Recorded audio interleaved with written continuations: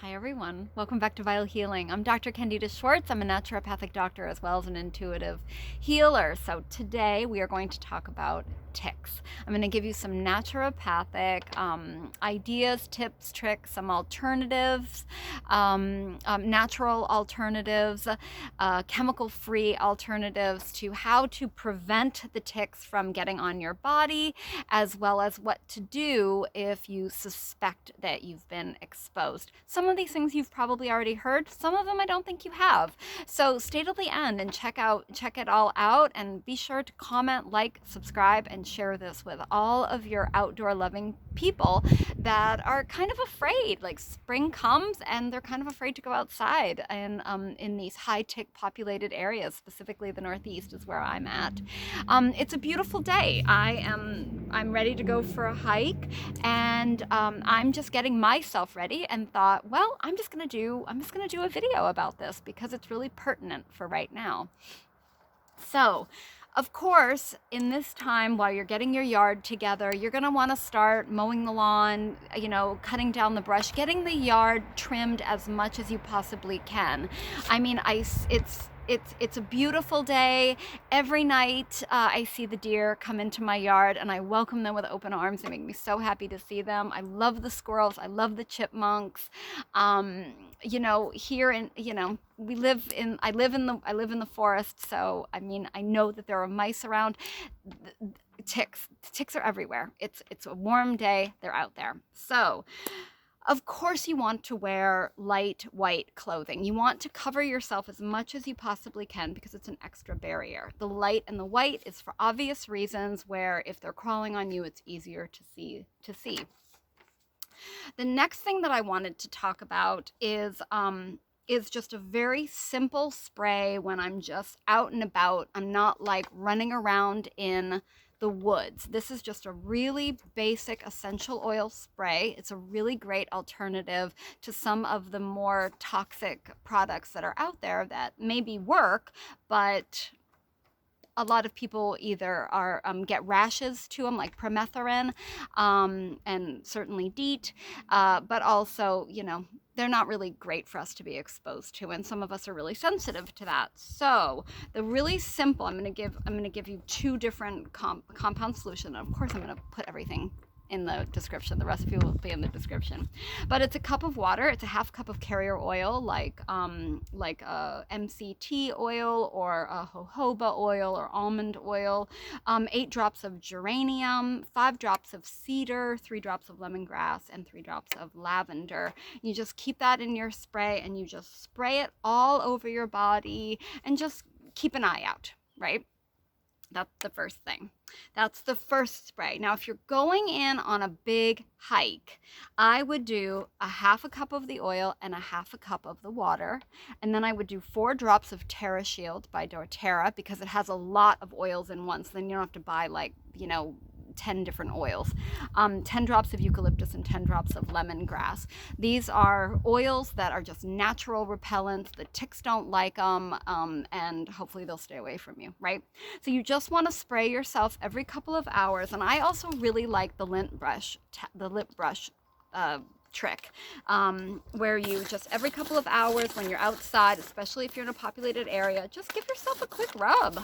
Give yourself a quick, like a little massage, right? And then if the ticks are on you, especially the little itty bitty baby nymphs, you'll catch them, right?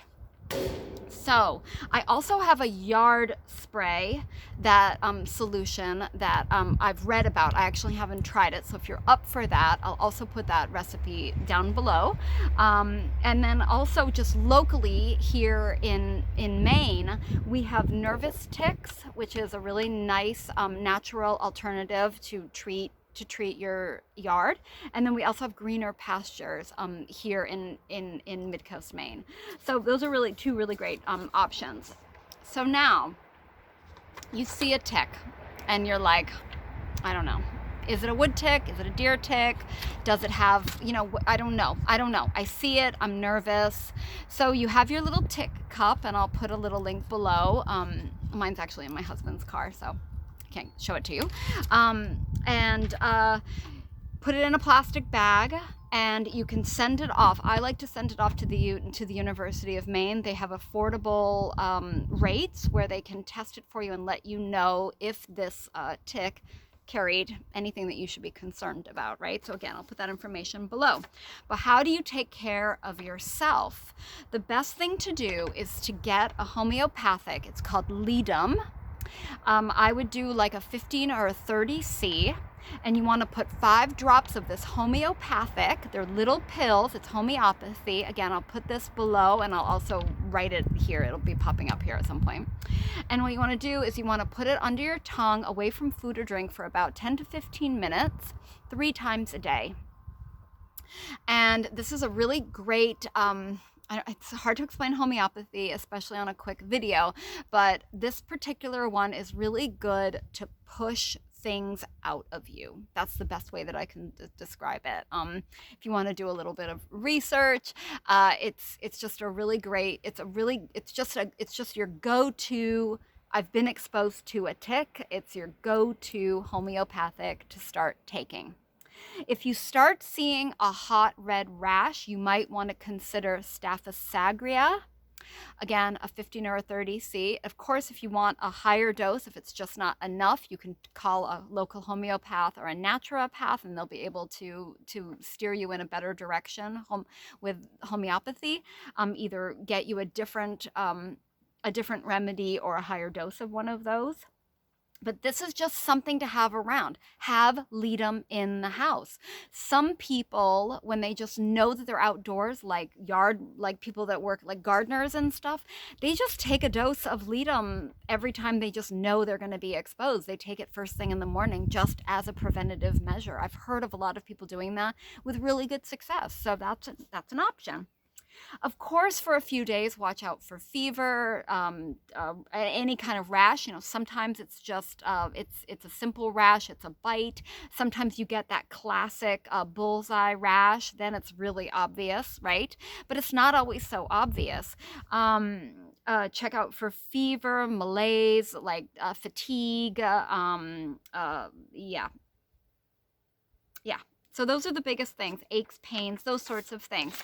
Of course, contact your doctor or your primary care doctor immediately. A lot of people, especially if you just know you got bit, you might want to consider the doxycycline, just like a dose for a week or 2. Contact your doctor about that. You know your body, you know what's going to make you feel safe. And if you do end up taking the antibiotics, by all means, come to a naturopath or some alternative care provider that can help you with some of the symptoms that we deal with after we take antibiotics. And then the other thing that you want to do, I should have written this earlier, the other thing that you want to do right after you get the bite, or you notice the bite, you want to make a paste with bentonite clay. I have done a whole video on bentonite clay because it's amazing. It's an incredible product that you should always have around for all sorts of reasons, and I will put that link below because you should definitely watch it and learn about it. But you want to make a paste with the bentonite clay and a powder called androcophytes. And you make a little paste with a little bit of water or apple cider vinegar, put a drop or 2 of tea tree or lavender oil, put it on, let it sit on it, let it dry out for 20 minutes or so. Do that like 2 to 3 times a day. Wipe it off with a paper towel and then throw it away. You don't want clay to go down your pipes. Again, watch that video and you'll understand why. And then if you want, you could put like a tiny drop of lavender on after you wipe it off if you want to. A lot of people suggest to put like Vaseline and stuff over these bites. I wouldn't recommend it. I think it can be tricky. And then, of course, another thing that you could do right after the bite is bump up your favorite immune boosters. I really like astragalus. I think it's a great herb. It's a really good herb, especially for prevention of Lyme, or after a post tick bite. But vitamin C, especially the liposomal products. liposomal C, liposomal D, really great options. I mean, there are so many great ways to boost the immune system. And I'll also put some links below on natural ways to boost your immune system. So that's all I've got for you today. And, you know, being outside is so healing. It's so calming, especially in these stressful times. So take care of yourself and have like this toolkit. Like, this is a toolkit that should be in your car, that should be in your house, that should be in all of your cars, that you should be doing for yourself. Of course, take care of the pets with tick collars and things like that. You probably already know that though if you have a pet. But these are just really great ways to protect yourself and still enjoy this beautiful Mother Earth that we have. And all of her wonderful benefits, right? All the wonderful benefits we get from being outside. So don't be afraid, and take care of yourself, and we will see you next time. Of course, if you want to support my channel, I really appreciate it. Please like, subscribe, share, turn on that notification bell, and yeah, and comment below. Okay. Have a great day, and yeah, enjoy the sunshine. Take care. Bye bye.